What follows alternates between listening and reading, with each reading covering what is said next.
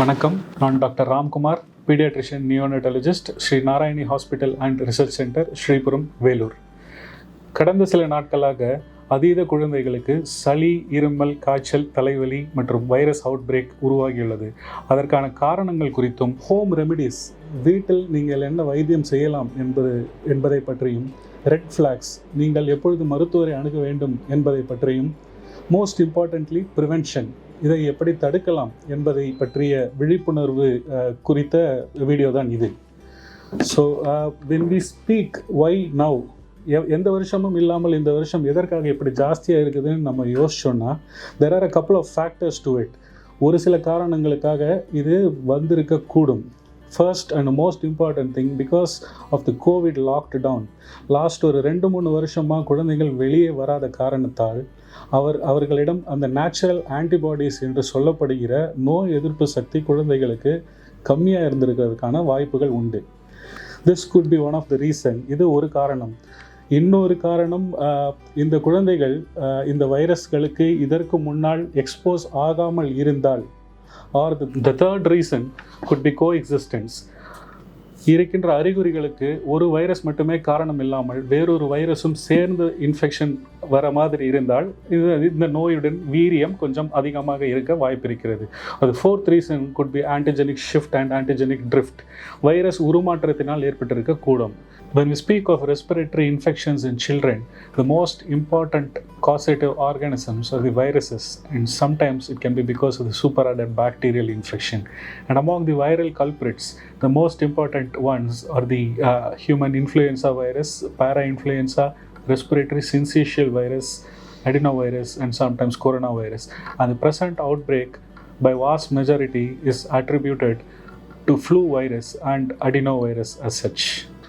Now the most important signs and symptoms, அறிகுறிகள் என்ன என்று பார்த்தோமேயானால், முதலில் சோர் த்ரோட் என்று சொல்வார்கள். தொண்டை குடைச்சல், தொண்டை அரிச்சல் என்பது முதல் அறிகுறியாக இருக்கும். Followed by nose block and rhinorrhoea, மூக்கடைப்பு, மூக்கிலிருந்து சளி ஒழுகுதல் அடுத்து வருகின்ற symptom. And then followed by fever. This is the sequence of events in which the upper respiratory tract infection evolves. தற்பொழுது ஏற்பட்டிருக்கின்ற வைரஸ் காய்ச்சல் முக்கியமான காரணம் நாம் கருதுவது அடினோ virus infection.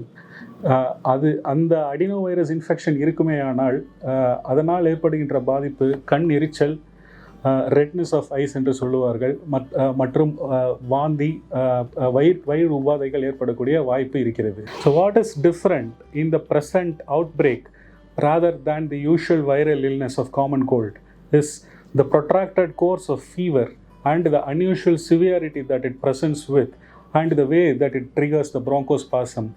It is especially important in a certain subgroup of pediatric population, like patients who are already on steroids. Like for example, if there's an existing nephrotic syndrome a patient, or a patient with intermittent or a persistent asthma who are already on steroids, or if you are a post-transplant patient, or if you are a child who's less than 6 months old, then you are at higher risk than compared to any other normal pediatric population. So in these scenarios, you need to get your children examined by a pediatrician at the earliest. There are 3 ways in which a viral infection can spread from one child to other. 3 விதத்தில் ஒரு virus infection ஒரு குழந்தையிலிருந்து இன்னொரு குழந்தைக்கு பரவக்கூடும். It is important to know to cut the chain of transmission. First thing is by contact transmission. Say if I cough and shake hand with someone, that person is going to get infected. The second part is by the droplet infection. நான் ஒரு இடத்தில் இருமினாலோ தும்மினாலோ அந்த இடத்தில் இன்னொருவர் கை வைத்தாலோ அவர்களுக்கு அது வரக்கூடிய வாய்ப்பு இருக்கிறது. Or the third is by aerosol transmission. நான் இருமல் தும்மல் பண்ணிட்டு if someone else comes into the same place, then those people can get it. When we speak of home remedies, what can you do at home and what can you not do at home? வீட்டில் சாதாரண சளி இருமல் போல் இருந்தால் தங்கள் குழந்தைகளுக்கு மூக்கு சொட்டு மருந்து, nose drops, normal saline drops use பண்ணலாம். அல்லது ஜுரம் இருந்தால் 1 நாள் இல்லை 2 நாளுக்கு பாராசிட்டமால் குறிப்பிட்ட அளவு மட்டுமே கொடுக்க வேண்டும். அதை விட அதிகமாக கொடுக்கக்கூடாது. இந்த 2 விஷயம் மட்டும் நீங்கள் வீட்டில் செய்யலாம். பட் இதையும் மீறி அதிகமாகிட்டு இருக்க மாதிரி இருந்தாலோ, or if there's any of the red flags, please get your child examined by the doctor at the earliest. So what are the red flags? நீங்கள் எப்பொழுது மருத்துவரை அணுக வேண்டும்?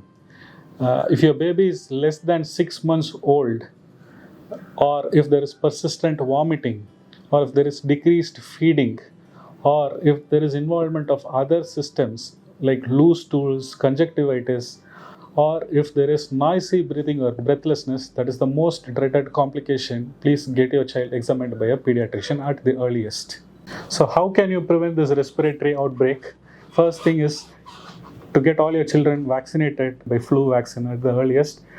The other ways of prevention of this chain include wearing masks and avoiding contact to sick people or going to overcrowded places, and most importantly, washing your hands frequently with soap and water.